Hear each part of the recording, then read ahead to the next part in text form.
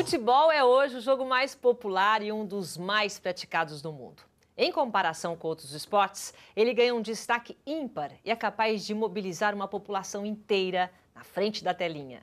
Porém, o que muitos não sabem sobre esse esporte coletivo é que ele remonta uma história bem antiga que começa em meados de 1894, com o retorno de Charles Miller para o Brasil, trazendo na bagagem bolas, chuteira e um livro com regras de futebol. Para falar sobre este, que é considerado o pai do futebol brasileiro, o nosso Opinião Livre de hoje conversa com o historiador John Mills. Muito obrigada, muito prazer em receber. O prazer é meu. E de falar do Charles Miller é mais outro prazer. Parecido, né? Você é Mills, Miller, quase, né? Mas isso é coincidência. Isso não tem nada a ver, nada a ver. É só essa coincidência eu mesmo? Sei, mas será que é só essa coincidência mesmo? Tem outras, sim. Tem outras. Mas sem nome não tem nada a ver. O Mills é o moinho. Miller é o moinheiro. Quem trabalha no moinho. Então, tem uma similitude, sim. Por que escrever um livro sobre Charles Miller? Qual que é, então, a conexão do Mills com o Miller? Bom, isso vem de muitos anos atrás. Eu cheguei ao Brasil em 67. Eu trabalhava numa empresa multinacional inglesa no Peru, porque eu cheguei no Peru muito jovem. Meu pai trabalhava numa outra empresa inglesa, o telégrafo inglês no Peru. E eu cresci no Peru, estudei na Inglaterra, voltei para o Peru e de lá a empresa que trabalhava me mandou para o São Paulo para 4 anos. Então, mandou para cá, para São Paulo. Para trabalhar por 4 anos. Quando cheguei aqui, como eu era sócio do Lima Cricket, do clube inglês em Lima, automaticamente, chegando aqui, a empresa me falou: John, você vai ser sócio do SPAC, o antigo São Paulo Athletic, e hoje o Clube Atlético São Paulo. Ah, ótimo. Então, cheguei lá, estava em casa. E eu nem sabia quem era o Charles Miller. Eu já tinha visto o Pelé jogar, o Garrincha na Copa de 62, em Lima, o Santos excursionava todo ano, era uma festa para nós. O Botafogo do Garrincha excursionava em janeiro, outra festa. E quando cheguei aqui, eu já conhecia o futebol brasileiro, mas não a figura de Charles Miller. Aí veio a Copa de 70. Em 69, a Pirelli fez um calendário sobre a história do futebol brasileiro. E eu recebi no escritório o calendário Pirelli, que era maravilhoso. Abro janeiro e vejo um homem de bigode. Aí comecei a ler e vi que ele era sócio do meu clube. Falei, puxa, esse senhor que está na primeira página do calendário é de meu clube. E eu nem sei? E eu nem sabia. Aí eu entrei e pesquisei tudo sobre ele. Bom, e essa pesquisa, olha aqui, ó, Charles Miller, o pai do futebol brasileiro. Que maravilha, né? Tem muita história aqui, porque a gente, quando pesquisa sobre o Charles Miller, não tem muita coisa, não. Não é? Não tinha. Não tinha até esse livro. Como é que foi a pesquisa e essa viagem? Porque é pouca bibliografia em relação ao que ele fez. A única coisa que a gente sabe, né, o principal, que eu acho que é o principal para todos nós, que ele é o pai do futebol brasileiro, justamente porque ele trouxe isso. Apesar de que muita gente diz que o Brasil já jogava futebol aqui, é verdade? Depois a gente entra sobre isso. Então tá bom. Então vamos lá, na tua sequência. Okay. Tá. Então, quando me comecei a interessar na vida dele, eu não tinha, como você falou, não tinha muito documento. Tinha jornais antigos, o Estadão de 1902, etc, etc. Mas aí eu conheci a filha dele, a Dona Helena, que me ajudou enormemente até ela falecer, certo?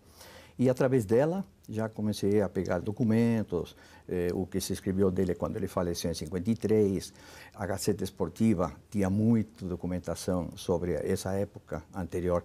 O Tomás Mazzoni, o famoso escritor, que escreveu um livro, A História do Futebol Brasileiro, em 1950, eu ganhei do Mauro Pinheiro, que era um famoso comentarista da Bandeirantes, da Rádio Bandeirantes. Ele me deu de presente esse livro, isso já é 73. Bom, com esse livro foi uma abertura de conhecimento, certo?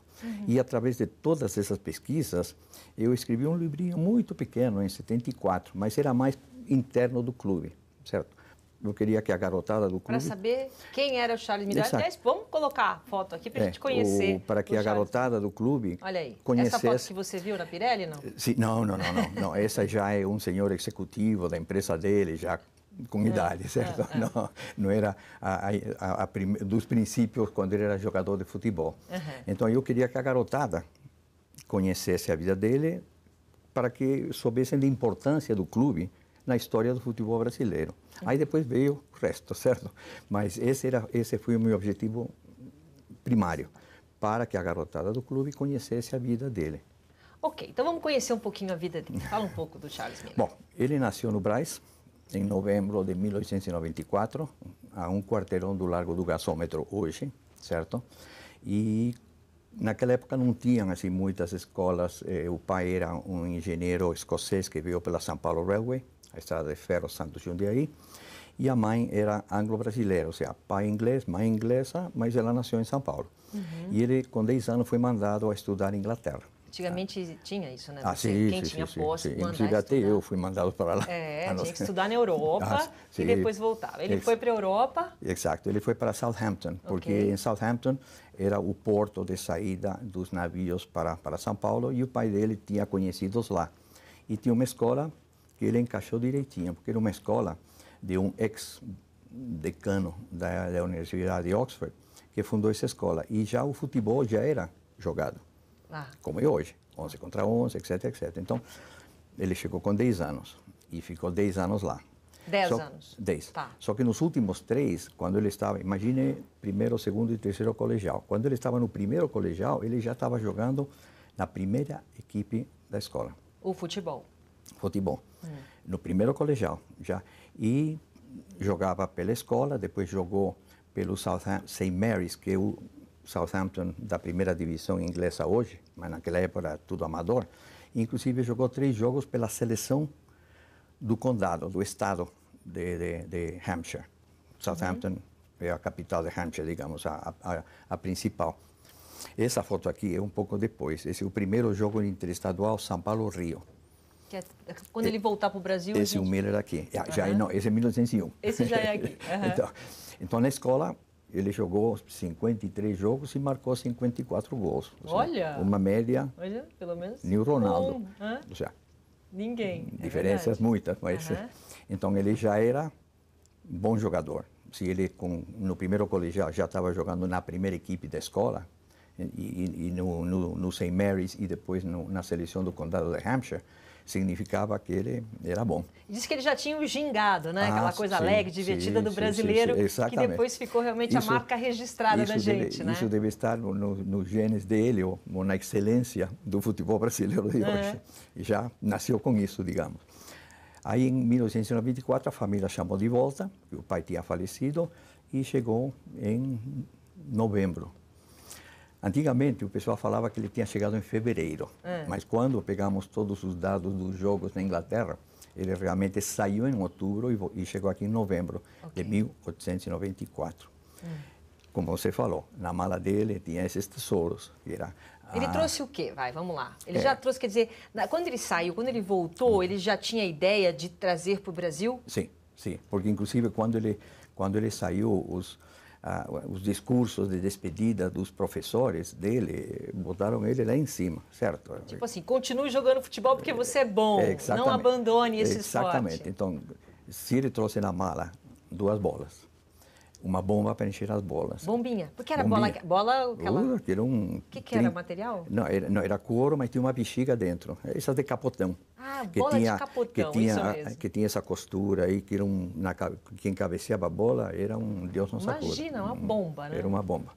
Mas você jogava assim. Então, trouxe a bomba, camisas da equipe da escola, da equipe do condado, como lembrança. Não trouxe 11 camisas, mas trouxe o cachecol da escola dele. Todo estudante da Inglaterra tem cachecol. Seguramente a gravata também. Mas o mais importante para mim, o livro de regras.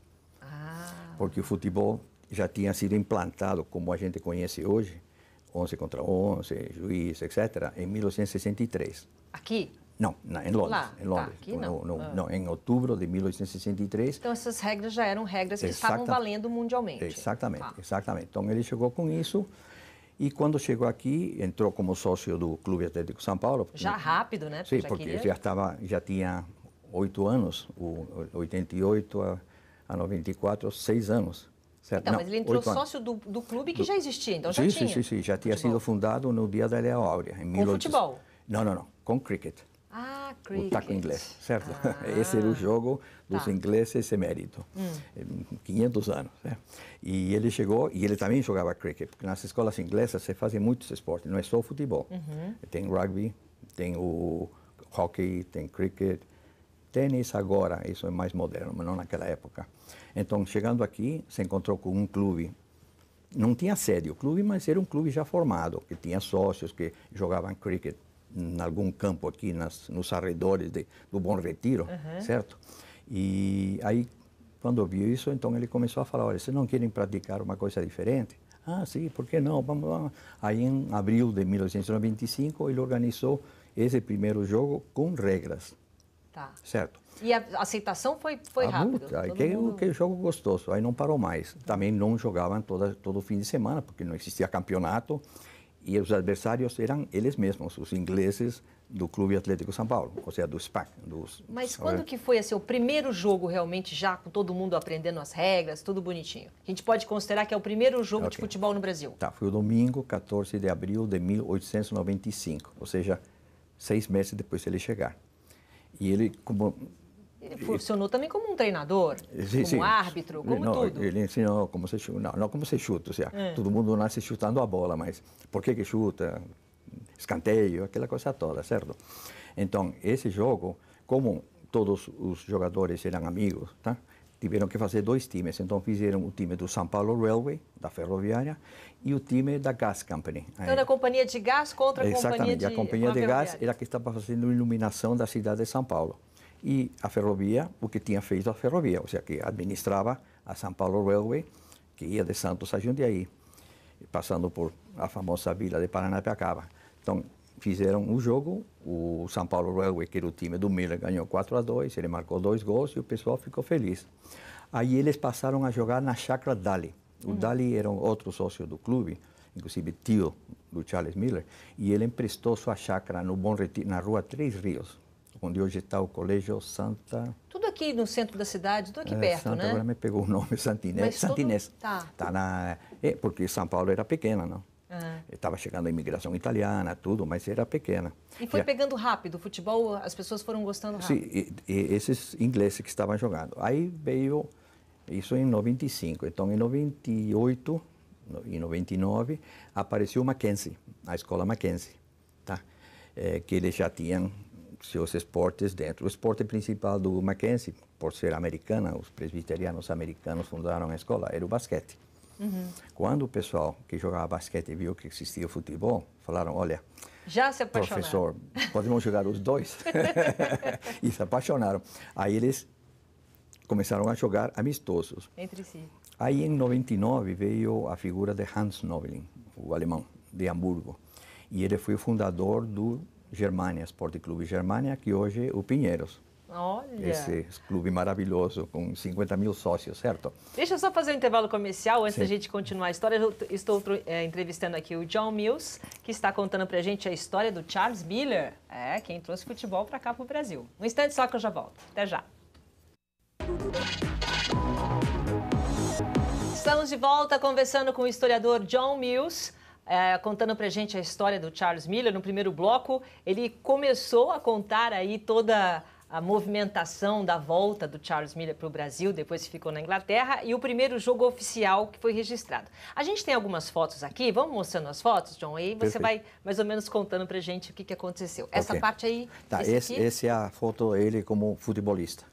Esse foi quando o SPAC foi campeão pela 3ª vez em 1904, porque o SPAC foi campeão em 1902, 3 e 4 e ganhou a primeira taça Antônio Casimiro da Costa. O SPAC qual era? O Clube Atlético São Paulo.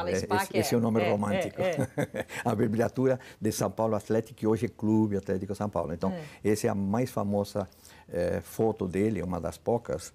Isso aqui foi justamente quando foram tricampeões em 1904 e alguns jogadores campeões dos jogos dos campeonatos anteriores tinham ido embora. Então ele fez uma fotomontagem para mandar para o diretor da escola dele na Inglaterra. Mas por quê? Para mostrar como tinha crescido o futebol desde a legal, chegada dele, certo? Então, ele fez essas florzinhas aí, não sei porquê.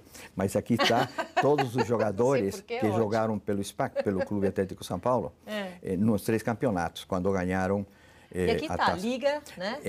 Essa Liga, esse era o nome da Federação Paulista de Futebol hoje. Naquela época era a Liga Paulista de Futebol. Você pode ver que está escrito em inglês, depois mudou para futebol, etc, certo? Então, essa é a taça, essa é a bola de capotão que eu falei, tá? E os jogadores. O William Rue foi um dos presidentes, primo dele, foi um dos presidentes do clube no início, foi um dos promotores do clube, esse senhor aí. Mas o Miller, eu que está aqui, o do bigode. O que de mais curioso você coloca no livro? Porque muita coisa, né, como eu falei no começo do bloco, a gente não tem de informação. Sim. Então, mais da vida dele, quer dizer, eu sei que ele casou, foi casado, né? Sim, sim. Encontrou uma moça bacana que acabou... Concertista, sim. Abandonando ele por um poeta, né? Sim. Que mulher que resiste a um poeta. Como dizem, assim é a vida, assim é a vida. O que de mais interessante você pode contar para a gente? Porque a história toda, eu quero que as pessoas sejam convidadas a degustar esse livro.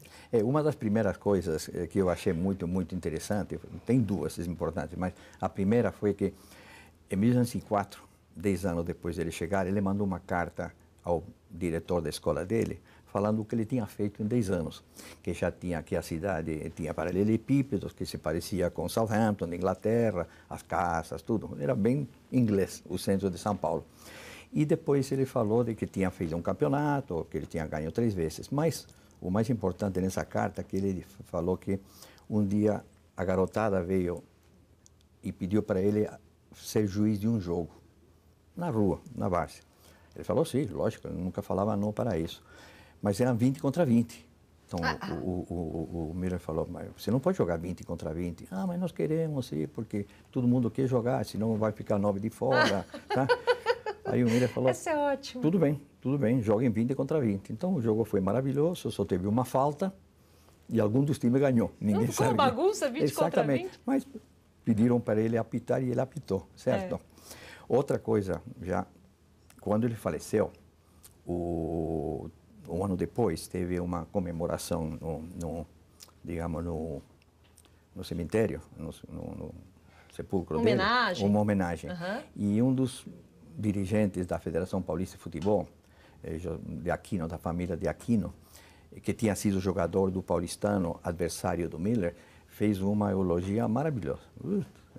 Só que numa parte ele falou que ele admirava mais o Miller como adversário que como companheiro.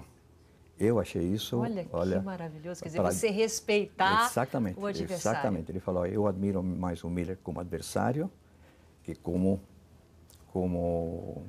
colega de time. Ele ficaria feliz com o futebol brasileiro que existe hoje no Brasil? Você acha? Da linha para dentro e não da linha para fora.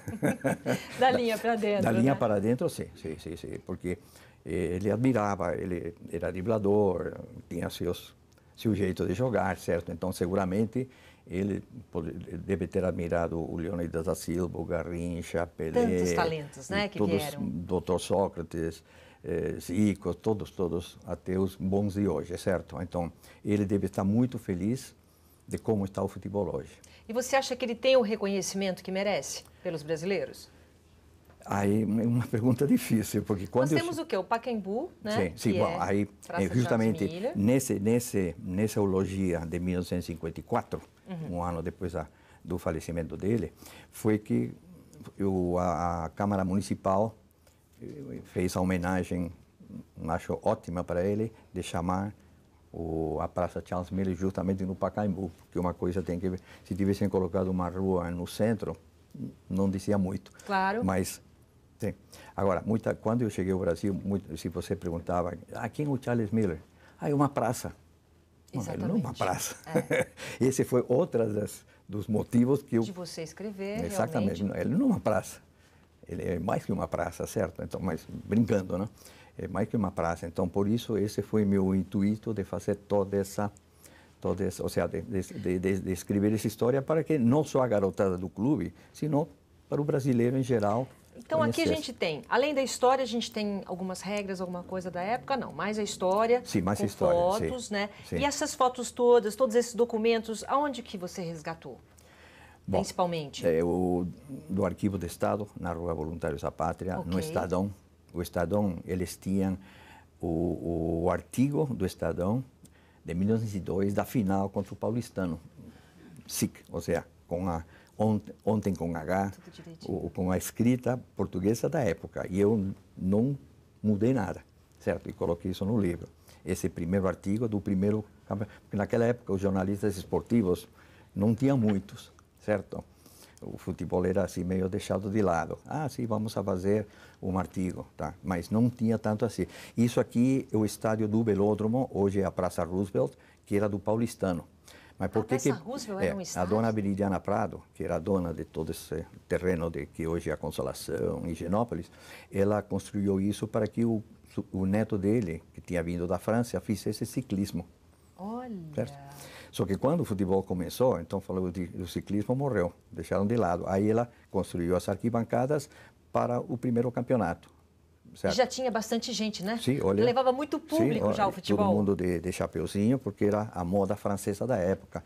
E as moças iam de seda, aquela coisa toda. Quanta certo? diferença, Exato. né? Tem outra, falando de torcida, tem outra coisa importante. Em 1908, a Federação Paulista de Futebol, no início de um dos campeonatos, passou um regulamento para a torcida, que não podiam vaiar o juiz nem os jogadores, porque eles eram amadores e eles estavam jogando porque gostavam, certo? Então era proibido. Não podiam ser cobrados. Não, exatamente, porque eles estavam fazendo o jogo que eles gostavam para que o pessoal assistisse, mas não podiam vaiar. Não podia também... Violência nem tinha naquela época, né? Não tinha. O que a gente vê hoje não tinha naquela época. Não. Então, existe aí, é oficial, quer dizer, o Brasil, o nosso país, aceita oficialmente que ele é que trouxe o futebol para cá. Sim. Apesar de muitos dizerem, até com o início do programa eu toquei nesse assunto, apesar de muitos falarem que já existia o futebol no Brasil. É verdade ou não? Não, então vamos a distinguir o que era futebol antes e o futebol depois dele. Ou seja, futebol, chutar uma bola, os chineses chutavam 3.000 anos atrás. E os japoneses, e depois veio para a França, e chegou na Inglaterra no início do século XIX. E nas escolas se jogava futebol, 20 contra 20, um podia jogar com a parede, outro podia jogar com as mãos, etc., até que veio as regras de 1863, certo? No Brasil, antes dele, algum funcionário da São Paulo Railway ou de alguma fábrica de tecidos que veio da Inglaterra pode ter trazido uma bola só para distração dentro da fábrica ou nas escolas, como recreio, certo? O Colégio Itu, o Colégio São Luís em Itu, tinha umas bolas para recreio, mas jogavam com a parede, etc, etc. Chutar a bola não era futebol. Não, exatamente. Até os astecas, no século XV, também chutavam uma bola de borracha lá no Caribe, certo? Quando chegou o Colombo. Mas quando ele chegou e ele organizou, ele trouxe o livrinho de regras que já jogava na Inglaterra, mas não aqui. Então, ele implantou. Ou seja, uma coisa é jogar, chutar a bola. Ok. Tudo, nada contra. Mas ele implantou e organizou o jogo aqui. Que é o que é hoje. Exatamente. Ou mudou alguma coisa? Não existe. Desde essa época são as mesmas regras? Sim, agora aumentaram 2 ou 3, o impedimento, essas coisas pequenas, mas são basicamente... ajustes, mas são basicamente as mesmas. Outros esportes trocam, o rugby troca de regras cada 3 anos. O futebol não. Por isso que o futebol tem essa áurea digamos, de beleza, de que as regras, todo mundo. Se você vai a jogar na Suazilândia ou em Madagascar e quer jogar futebol na praia ou num campo, todo mundo vai jogar da mesma forma, certo? Ninguém inventou nada, certo? Então, seguindo essas regras, todo mundo sabe que o futebol é como vai ser na Copa do Mundo, é o nosso esporte. E ele era um homem de muitos amigos? Como é que era, pessoalmente? Vamos falar um pouquinho só dele pessoal. Inclusive, quando ele tinha, na década de 30, ele tinha um carrinho, um carro Hillman. Então, ele ia todo mês a bater papo com o dono da oficina, que era inglês também, certo? E então, todo mês, uma vez por mês. Aí o amigo dele falou, mas por que você está trazendo o carro? Se o carro não tem nada aqui. Ah, não, mas eu vim para conversar com você. Ah, dá uma olhadinha se as velas estão boas, ou não sei. Não, mas o carro está ótimo. Mas, então eu venho aqui para conversar. Então, seguramente, era uma pessoa muito muito amável. Agora, ele não se gabava do que tinha feito. Se alguém perguntasse para ele, Sr. Miller, me explica o que aconteceu. Aí ele falava. Se ninguém perguntava... Ele era um homem discreto. Exatamente. E até o final da vida, ele trabalhou, porque ele foi jogador, depois... Depois virou juiz. Juiz. Mas ele parou de jogar em 1910 e ele foi juiz até 1914, porque naquela época, um negócio interessante da primeira década, do primeiro campeonato, os juízes eram os próprios jogadores, ou seja, o Miller apitava um jogo do Paulistano contra o Germania, o Hans Nobiling apitava o clube inglês contra o Paulistano. O jogador de um time... apitava sempre dois adversários. Tá. O time dele. O Belfort Duarte apitava o jogo, não do Mackenzie, apitava do Spa contra a Germânia. Então, não existiam juízes profissionais, não tinha fisiologista, não tinha médico, não tinha nada. Era tudo mais romântico, Só né? tinha 11, uma bola, juiz e bandeirinhas. Olha, maravilha. Fica aqui a nossa dica, né? Charles Miller, o pai do futebol brasileiro. Vamos mostrar aqui. Um grande trabalho. A gente já está terminando. Quanto tempo demorou para esse livro ficar pronto? Esse 2 anos, mas o primeiro que eu fiz em 96 demorou 4 anos. 4 anos? Não, também 2 anos, 2 anos. Mas aí eu trabalhava, então era à noite, de manhã. Mas é uma dedicação, né? Esse já estava meio aposentado, então esse foi mais fácil. Teve mais tempo. Muito obrigada, viu, pela sua presença aqui. Nada, obrigado a você, pela sua presença Silvia. no nosso programa. Sempre tá às ordens. Obrigado. E o nosso Opinião de Livre de hoje fica por aqui. Muito obrigado pela sua companhia e até a próxima. Tchau.